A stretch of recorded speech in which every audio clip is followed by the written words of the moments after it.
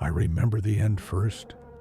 The echo of my footsteps in the underpass sounded wrong, too loud and too hollow at the same time, like I was walking inside an enormous metal lung.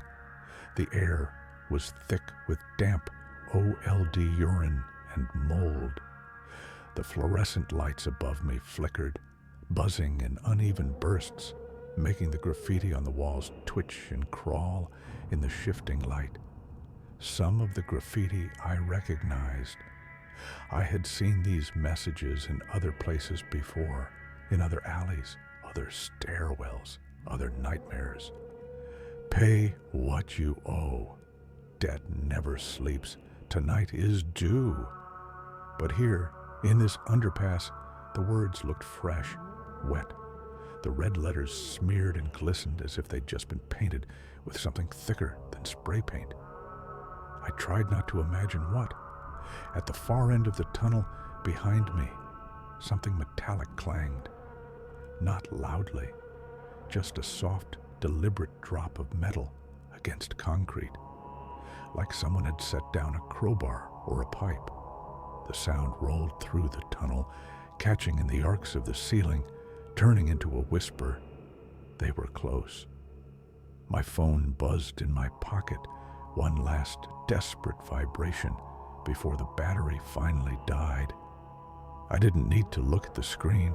I knew what I would see. It was always the same now. No caller ID or worse, my own number calling me. Sometimes the name of someone I knew. My mother, an old friend, my manager from the job I'd lost. But it was never them. It was always the same voice behind the mask. Or rather, the same many voices. I pressed my back against the cold concrete wall, eyes fixed on the darker patch at the far end of the tunnel where the light didn't quite reach. Part of me hoped I would see nothing. Another part of me knew that whatever I saw or didn't see didn't matter anymore. The story had already been written. I was just walking the final lines of it. The messages on the wall seemed to lean toward me. Your debt is due. Due. Due. I blinked, and for a second, the word scraped itself apart and reformed as die. My chest tightened, not because I believed the paint was really moving, not because I thought the letters were alive. No, the real horror was simpler. I knew with the cold certainty of someone who's been hunted for too long that even if I closed my eyes, even if I tried to pretend this was all in my head, they would still be there when I opened them again. They always were. This is where the story ends for me. Here, beneath the city, with the sound of slow approaching steps and a dead phone in my pocket. But if you're listening to this, if someone somehow finds this recording or this written account, this is where the story begins for you. Because before the underpass, before the red letters, before the nightmares that bled into daylight, I was just a person who made a mistake. It started with a number, a small number compared to what came later. I didn't wake up one day and decide to become a debtor. People like to think debtors are irresponsible, lazy, reckless. I was none of those things. I had a job. I paid my rent. I covered my bills, barely, but I did. Life was tight, but it held together. I didn't drink much. I didn't gamble. I didn't buy luxury nonsense. I was the kind of person who hesitated to buy a second pair of shoes. Then the company downsized. They didn't even call it firing. They used phrases like strategic realignment and streamlining resources, as if turning people into numbers made the process kinder. They gathered us into a meeting room that smelled faintly of coffee and anxiety and told us our positions were no longer aligned with future goals. I walked out with a severance package barely big enough to cover 2 months' rent. 2 months passed faster than I thought possible. Job applications went unanswered. Interviews felt like interrogations for crimes I didn't know I'd committed. I tried to stretch what little money I had left, but bills did not stretch with me. They remained hard, fixed numbers: electricity, rent, insurance, food. I told myself I just needed a bridge, something to carry me from now to the moment I found a new job, just a temporary solution. Late one night, my laptop screen glowed in the darkness of my small apartment. I had a spreadsheet open with my expenses, a growing column of red numbers that felt like open wounds. Then, almost casually, like it had been waiting for me, an ad popped up. Instant approval, no credit check, fast cash. I closed it. It came back. No hidden fees, no stress. Just fill out our easy form. The name of the company didn't sound like a bank. It sounded friendly, almost playful, like a brand of candy or an app. The logo was simple, minimalistic, designed to lower your guard. I should have recognized it as predatory. I should have, but I didn't. Because that night, what I saw wasn't a trap, it was hope. I told myself I would borrow only what I needed. I told myself I would pay it back as soon as I got a job. I told myself I had no choice. They approved me in minutes. The money appeared in my account as if it had been waiting there the whole time. I stared at the balance, at the sudden absence of red. I took a breath that felt like coming up for air after nearly drowning. For a week, things felt almost normal. Then the emails started. They were friendly at first, gentle reminders, upcoming payment notification, we're here to help. Then the first payment came due, and I didn't have it. Not all of it. I paid what I could, but that didn't matter. The system didn't care about effort. It cared about numbers, late fee applied, interest recalculated, new balance, higher than the original. I told myself it was fine. I just needed more time. But time costs money, and every day I didn't pay in full, the amount multiplied, like something alive and ravenous, chewing through logic and restraint. The tone of the messages changed. Friendly became firm. Firm became cold. Cold became sharp. Your account is in arrears. Failure to pay will result in escalation. At first, escalation meant more emails, more calls, more texts. Then it meant being handed off to another company, a partner, a third-party collections agency. Their logo wasn't friendly. Their emails weren't polite. They called themselves collectors. I thought I understood what that meant. I was wrong. The first time they called me, the voice on the line sounded bored, mechanical, like a script read for the 1,000th time. They confirmed my name, my address, my workplace, though by then I no longer had one. They told me the amount. They told me the penalties. They told me the deadline. When I tried to explain, the voice didn't react. It didn't feel like I was speaking to a person, just a wall with ears. I just need more time, I said. I'm looking for work. I can start paying regularly soon. You misunderstand, the voice said, its tone never changing. We have given you time. Now time is over. Now the account moves to our special department. I didn't know what that meant. Not then. The calls multiplied.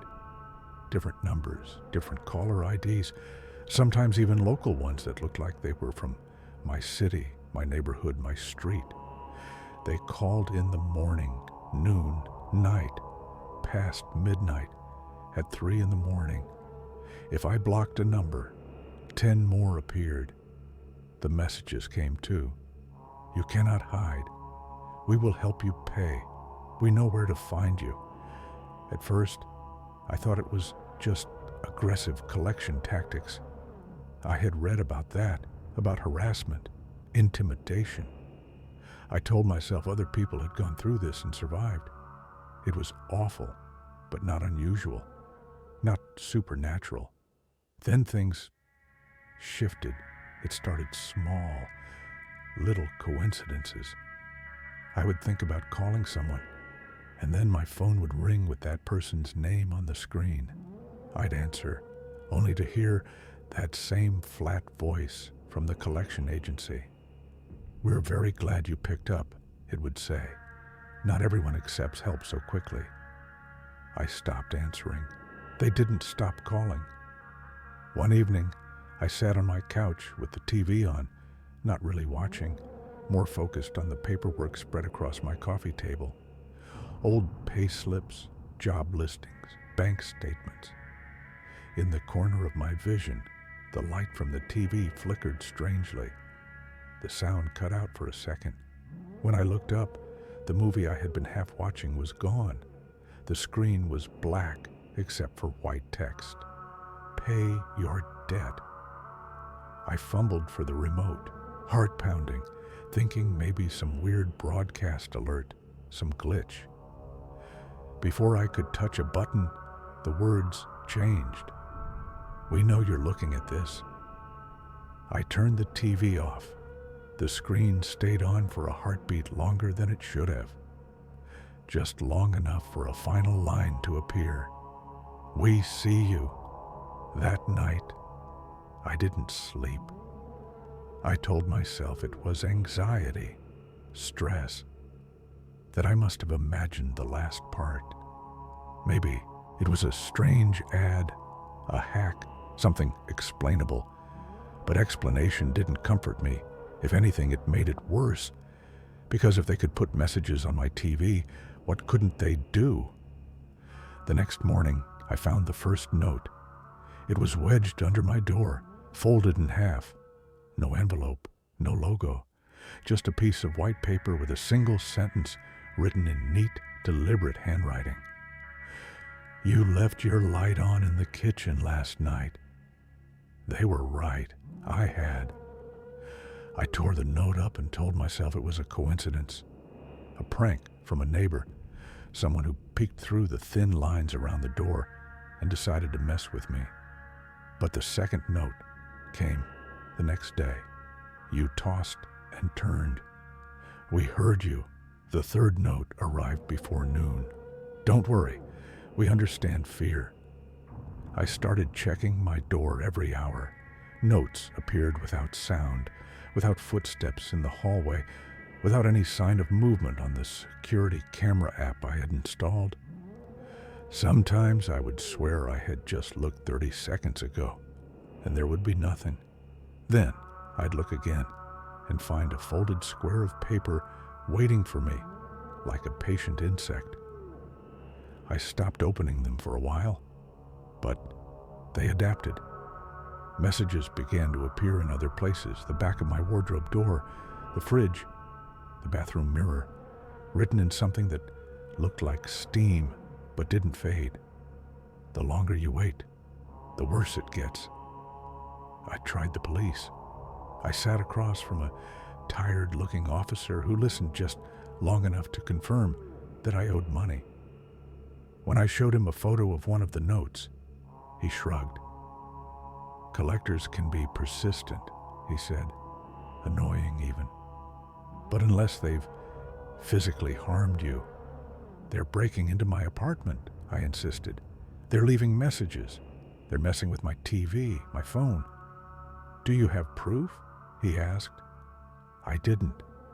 The messages on the mirror vanished the moment I tried to wipe them. The notes disappeared when I left the apartment and came back with someone else. The TV worked fine in front of the officer. He watched a game show, smiled politely, then left with a nod that said my problem was invisible to the system. That night, something changed forever. I fell asleep eventually, exhaustion winning over fear. Sometime in the deep hours when the city goes truly quiet, I woke to a sound that froze my blood. Breathing. Not my own. It was close. Too close. slow, heavy breaths, as if whoever was making them was savoring each one. I lay on my side, facing the wall, the darkness thick and complete around me. The breathing was coming from just behind me, right at the edge of the bed. The mattress dipped slightly, a barely noticeable shift of weight. The sheets tightened against my body, the way they do when someone sits down beside you. My mind raced. I didn't move. Every instinct screamed to run, to turn on the light, to scream. But another voice, small and cold and logical, whispered, "If you do, if you acknowledge it, it will be real." The breathing went on. In, out, slow, patient. "Don't be afraid," a voice whispered, so close to my ear it felt like breath inside my skull. "We're here to help you pay." The voice was wrong. It wasn't just one voice. It was many, layered over each other, slightly out of sync, like a choir trying to speak in unison and failing. Male, female, young, old, all saying the same words at almost the same time. I clamped my jaw shut to keep from crying out. "You're making this harder than it needs to be," the voices continued. "We have so many ways to collect. You can choose the easy one, or you can wait and see what the others feel like."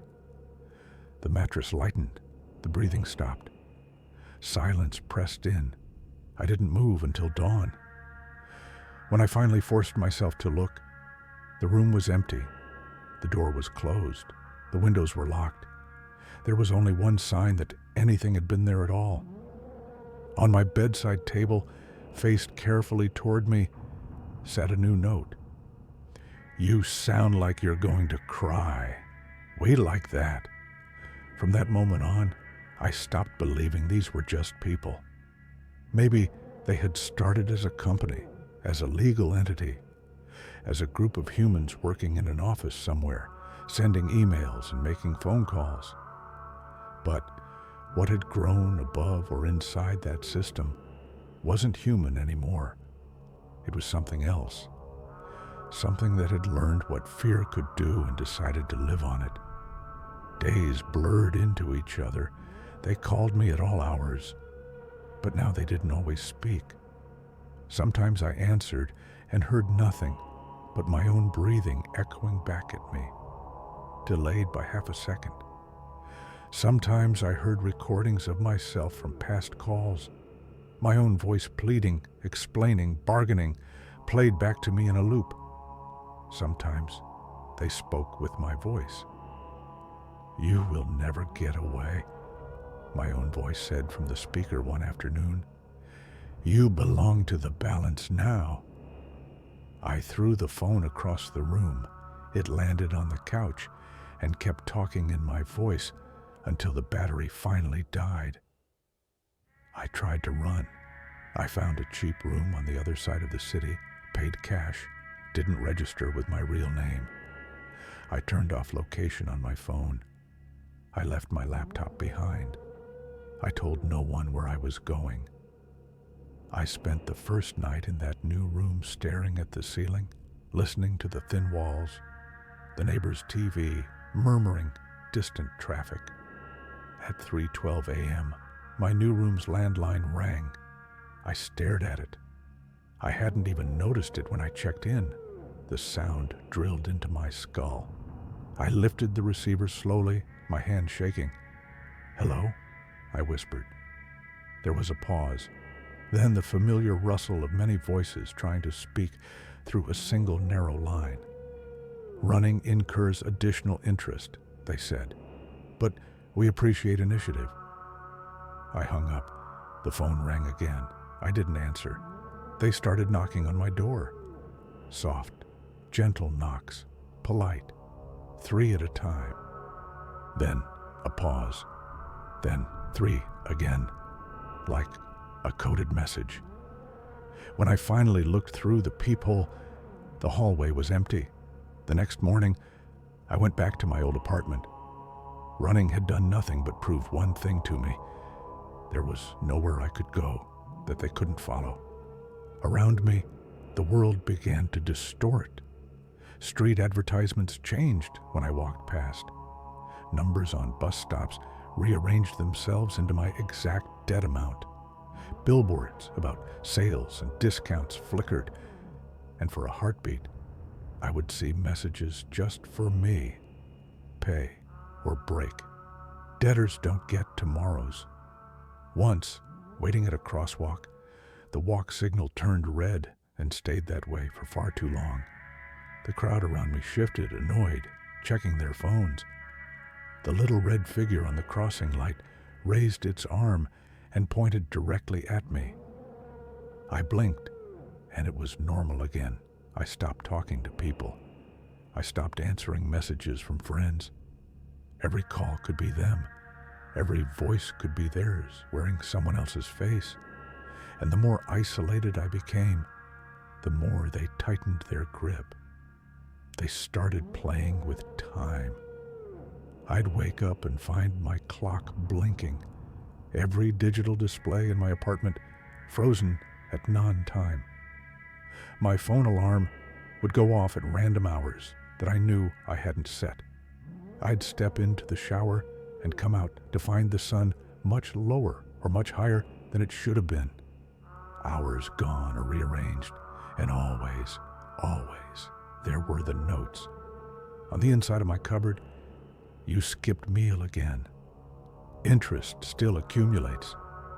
On my bathroom floor, written in something that looked like rust. We can take more than money. In my jacket pocket, folded so small it seemed impossible. When would you stop pretending this isn't happening? I tried to fight back in small ways. I changed my number. They found the new one within an hour. I smashed my TV.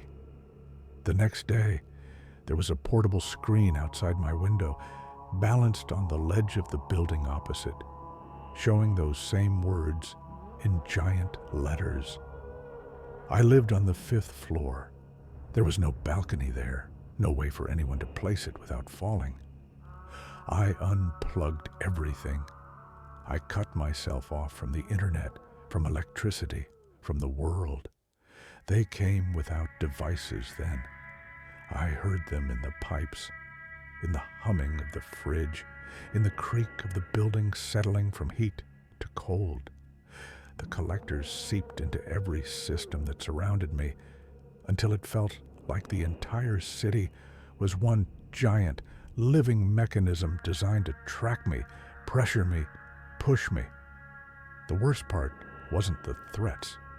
It wasn't the implied violence, the suggestion of what they could do if given permission by my fear.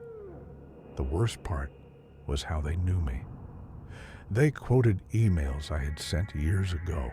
They referenced arguments I'd had with my family. They knew the exact time I had last cried as a child. They knew the names of my teachers. They knew the things I regretted that had nothing to do with money. "We collect more than debt," they whispered through my phone one night. "We collect stories. We collect failures. We collect the parts of you that you tried to leave behind." "How?" I whispered back. Because sometimes the instinct to ask is stronger than the instinct to run. "Because you gave them to us," they answered.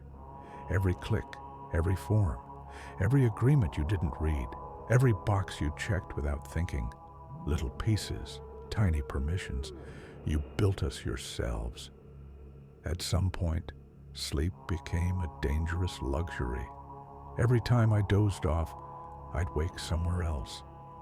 Once I woke, standing in the hallway outside my apartment, with my hand on the doorknob, heart hammering, not knowing how long I'd been there or what I'd been about to do.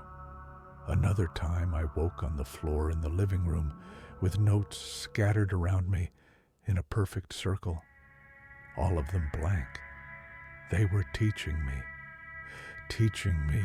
that my life no longer belonged entirely to me. The turning point came on a gray afternoon when I finally forced myself outside after days of hiding in the apartment. I walked without direction, letting my feet take me through streets that felt both familiar and wrong, as if someone had rearranged the city while I wasn't looking. As I passed an electronics store, all the screens in the window flickered.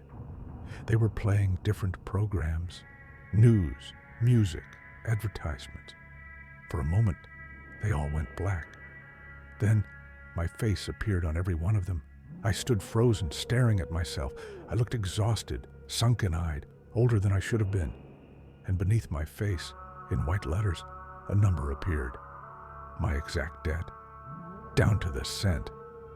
People like you don't deserve to disappear. The lettering changed. You deserve to be seen. Before I could move, the sound system crackled. My own voice poured out of the speakers, amplified across the street.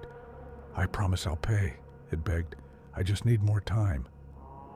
Pedestrians slowed. Some glanced at the windows.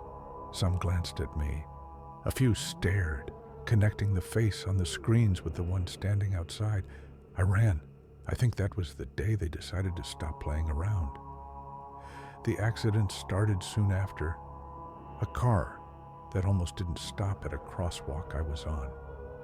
A piece of construction scaffolding that dropped a metal bar a meter away from where I stood. A bus that swerved too close to the sidewalk, forcing me back, my heels inches from the edge of the curb. Each incident felt like a warning. We can end this anytime we want. But they didn't, because ending it wasn't the point.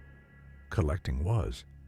They began to send me pictures, not just notes now, but printed photos slipped under my door or appearing inside my fridge, my mailbox, my shoes. Pictures of me sleeping, pictures of me staring out the window, pictures of me reading a job posting, my lips moving silently as I tried to imagine a future. On the back of one photo, they wrote, "We like this angle. You look most afraid when you think you're hopeful." Hope. They hated that. Or maybe they loved it. I tried to kill the debt, to erase it the only way I thought I could. I sold everything that wasn't essential. Furniture, electronics, clothes, plates.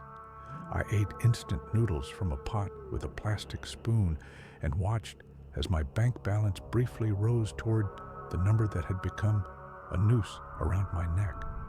I made a payment, a large one, larger than any before. For one day, the messages stopped. The silence felt wrong, heavy. I almost missed the buzzing of my phone, the scratches at my door, the notes in impossible places. Then, my inbox chimed with a new email. Payment received, updated balance. Lower, interest adjusted, raised. New total, higher than before. Thank you for your commitment. That was when I knew, truly knew, that there was no way out through their rules. Every move I made inside their system had been anticipated, twisted, turned into another layer of the trap. So, I did the only thing that made sense in a world where nothing made sense. I stopped paying. I stopped replying. I stopped answering. I stopped acknowledging their existence in any way I could control.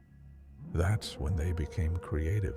They started sending people, neighbors who knocked just to check in, their eyes slightly unfocused, their smiles a little too wide, their questions steering always, somehow, toward money. A delivery man who insisted I'd ordered a package I didn't remember ordering, his hand lingering on the clipboard just a bit too long. A faint outline of letters visible on the underside. Pay, or pay, or pay. Once in the supermarket, a child no older than 6 stared up at me with blank eyes and said, perfectly clearly, "They say you should stop running. They're getting bored." I left my cart where it was and walked out, my legs barely carrying me. By the time I ended up in the underpass, I had nothing left. No job, No friends I trusted enough to drag into this. No family who still took my calls. Even my debt had become something abstract, a number so large it felt meaningless. The collectors didn't talk about money anymore. They talked about completion. Every account reaches a final stage, they had told me in that layered voice the last time I answered a call. A final method. It's efficient, it's clean, and it ensures we never have to chase you again. What does that mean? I had asked, even though I already knew it was nothing good. It means you're almost done, they'd said, sounding almost pleased. Isn't that what you wanted? An end? The city had become hostile. Lights flickered when I walked beneath them. Doors that should have opened stayed locked. Elevators stopped at floors I hadn't pressed. On one wall near my building, someone had painted a silhouette that looked exactly like me, with red slashes where the eyes should be. I don't know why I chose the Underpass that night. Maybe because it was out of the way. Maybe because it was quiet. Maybe because some part of me wanted to go underground, as if I could hide beneath the skin of the city itself. Or maybe I was led there. The messages on the walls seemed too precise, too perfectly tailored to the shape of my panic. You are late. You are last. You belong to us. My phone, nearly dead, had buzzed once more as I stepped into the tunnel. I had looked at the screen then, just once, against my better judgment. No number, no name, just a single word where the caller ID should have been. Collector. I didn't answer. Now, with the battery drained and the tunnel stretching out ahead of me, like the throat of something enormous, I stand and listen to the approaching footsteps. There are more of them now, some light, some heavy, some dragging, some measured. They echo in ways that don't match, like they're not bound by the same space I'm in. You had many chances, the voices say, drifting through the tunnel from no clear direction. We offered compromise. We offered extension. We offered adjustment. You declined every kindness. I press my back harder against the cold wall. The paint is still wet. Some of it smears onto my jacket, sticky and cold. What do you want? I ask, my voice barely more than a breath. For you to stop pretending, they answer. The sound vibrates through the concrete. You thought this was about money. It never was. Money is just the door. Fear is the room. We live in the room. I don't have anything left, I say. You've taken everything. Not yet, they say. And there is something like hunger beneath the words. You still have your story. The lights flicker. For a moment, the tunnel vanishes, and I see flashes of other places. My apartment, the supermarket, the electronics store with my face on the screens, the cheap room on the other side of the city, the office where they fired me. All of them connected by invisible threads, all of them containing pieces of me. We collected every step, they say, every hesitation, every compromise, every time you said yes when you wanted to say no, every time you clicked, I agree without reading. Now we bind them together. That is the final payment. We take your story and we make it ours. Why? I whisper. Because debts are not numbers, they say. Debts are promises broken, and broken promises are stories with sharp edges. We like sharp things. The footsteps are close now. I can't see them. I don't know if they have bodies. I don't know if they ever did. Maybe they will never touch me physically. Maybe they don't need to. Maybe all they need is for me to stop resisting, to accept that this is the end, to let my fear settle into something permanent. Or maybe they will. Maybe the next second will be filled with hands reaching out from the darkness with cold fingers closing around my throat, with that layered voice whispering directly into my bones. I thought a lot on the way here about what it would mean to default, not in their terms, not in legal terms, in my terms, to stop paying anything to the machine of fear that they built for my life. That's why I'm talking now. That's why I'm telling you this. If they want my story, they can have it. But I will choose how it ends.